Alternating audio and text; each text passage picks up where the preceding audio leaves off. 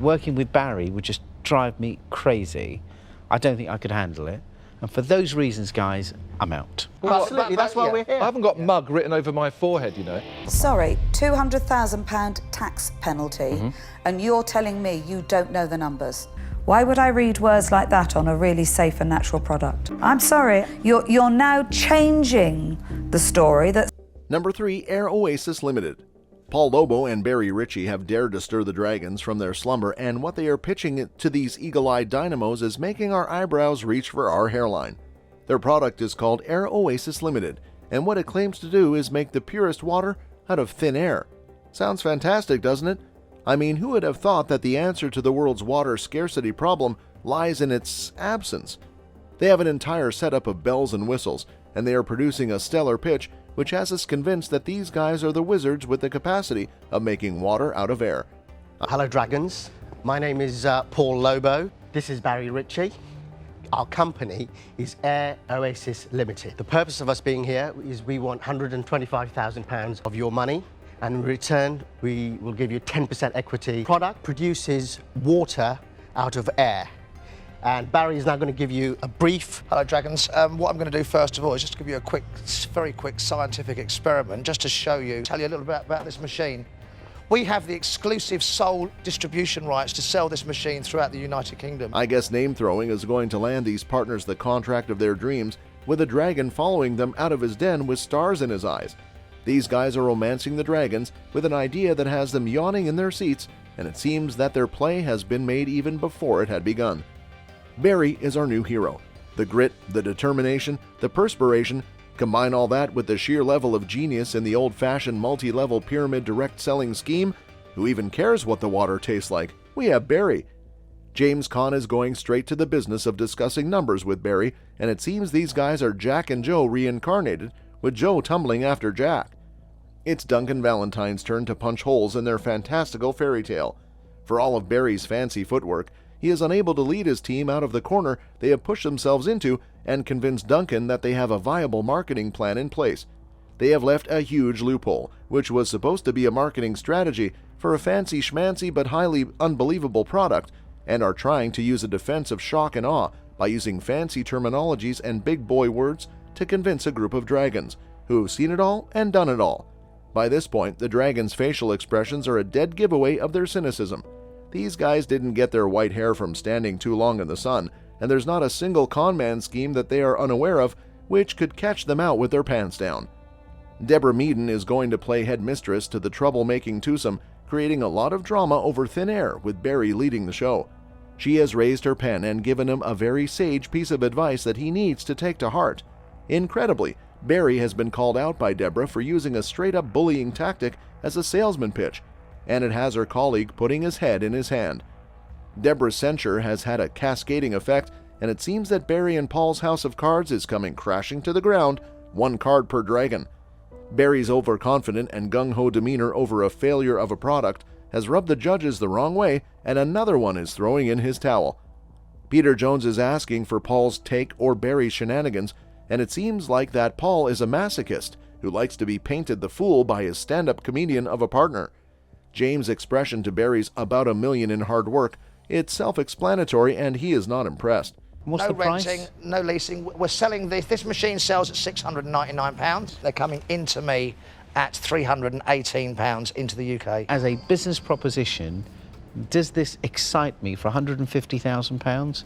No. Working with Barry would just drive me crazy. I don't think I could handle it. And for those reasons, guys, I'm out. I get Barry. I don't get you. Leave her in Do you the do product? everything Barry says? No, not at all. That's the benefit. When two men in a business always agree, one of them is unnecessary. Absolutely, that's why we're here. I haven't got mug written over my forehead, you know. Barry, it tastes terrible. I've had all these conversations, but nobody's sort of tasting the water. Has it been that long? Taste that water. That's because it's warm, that's why. It doesn't taste terrible, but it certainly doesn't taste as good as it should do. It doesn't but the taste machine like has water. Not, but it's a brand spanking new machine that needed to be flushed. I'm saying all the times that we've tasted that water, the Dragons, that's the first time that's been like this. That's all I can say to you. I think enough has been said by everybody else, and I don't think you're here necessarily to be insulted. So good luck in your endeavours, but I'm Thank not you. going to invest in the business, and I'm out. It's like Barry has prepared his entire life to deliver this punchline, and it seems like his magnum opus. The face says it all. Paul getting into a test of nerves with Peter was not a good idea, and Peter is running rings around poor Paul, only he doesn't know it. A fool and his money are soon parted, and these dragons are not fools like Paul. It's clear to Barry that the jig is up, but these judges have just started having a good time, having fun at the expanse of the water their product has produced.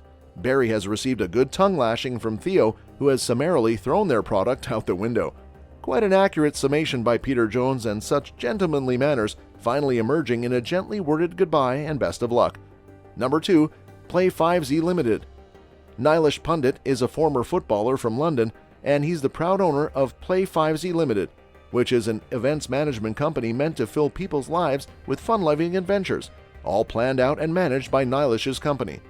His idea is a novelty of turning people's funding misfortunes into event venue opportunities for his own company. Apparently creating a win-win solution for each of the parties involved is an interesting pitch indeed, but will it be able to sell itself to the dragons? Let's see. Johnny Campbell is looking for more information about the company owner and wants an in-depth look into what drives it. The numbers being quoted by Nilesh have the dragons perking up in their seats and listening closely to what seems like a winner on their hands. But hold on, these guys have become too jaded in the corporate world, and they're not about to put their seal of approval on an idea that hasn't been thoroughly vetted by them. There's more to come from the dragons, and he'll be put through the ringer before they sign off on getting involved with him. Hello Dragons, my name is Nilesh Pandit and I'm the Managing Director and owner of Play 5Z Limited. I'm seeking £100,000 in exchange for 12.5% of the business. For that, we would ask for a set number of rent-free weeks to recoup the investment. Kind of basically a finance house. I wouldn't say so, but I'll let you continue. Of £200,000. How much did they say you weren't declaring? Sorry, £200,000 tax penalty, and you're telling me you don't know the numbers. Exasperated. Are you hearing these words? Yeah, I agree, yeah. I'm really sorry about this, but that's done it for me. I'm out. So I've got to say, I'm not going to invest in you, and I'm out. Start off on the right foot, and I think that in business, people buy people first. And I'm going to make it slightly worse for you. I would have invested today. If you had just been really straight, it would have been okay with me, actually, even though it may have not been with others. So I'm going to say that I'm out. Thank you. Peter Jones might be impressed by the numbers being quoted, but the only logical question to him is if the company is making such big bucks, why is Nilesh coming to them seeking help?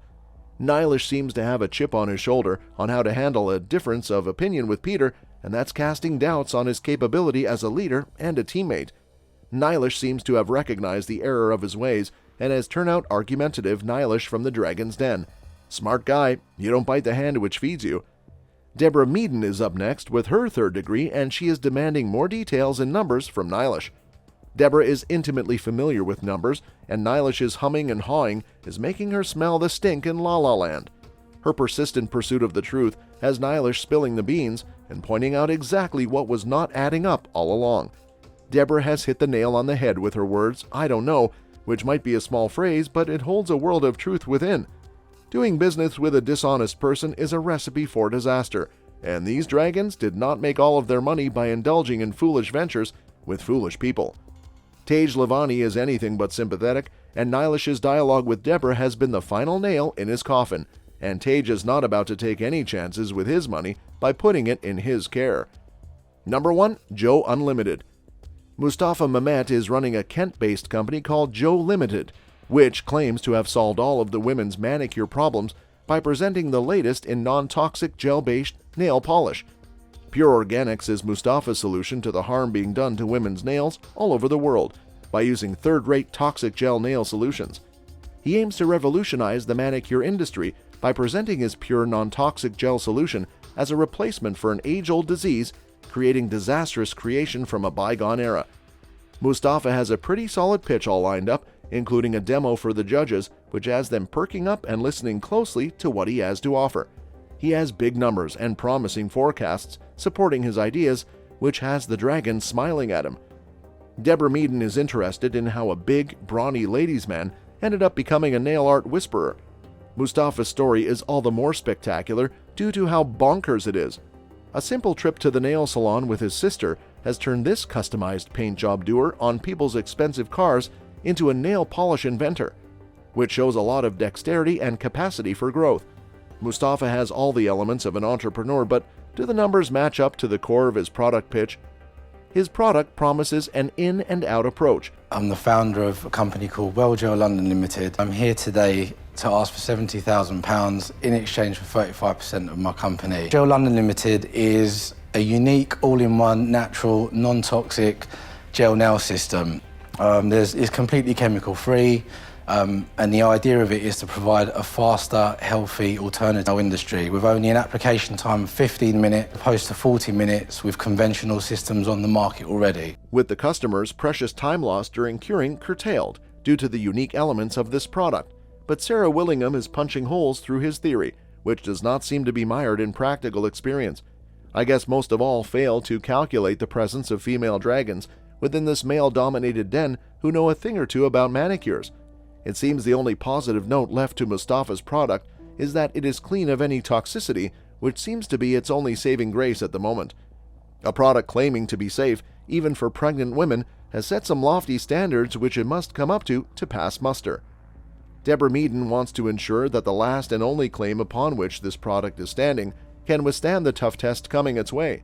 Deborah is going through the report of the SGS testing with a microscope, while Mustafa's grilling intensifies at the hands of the other dragons.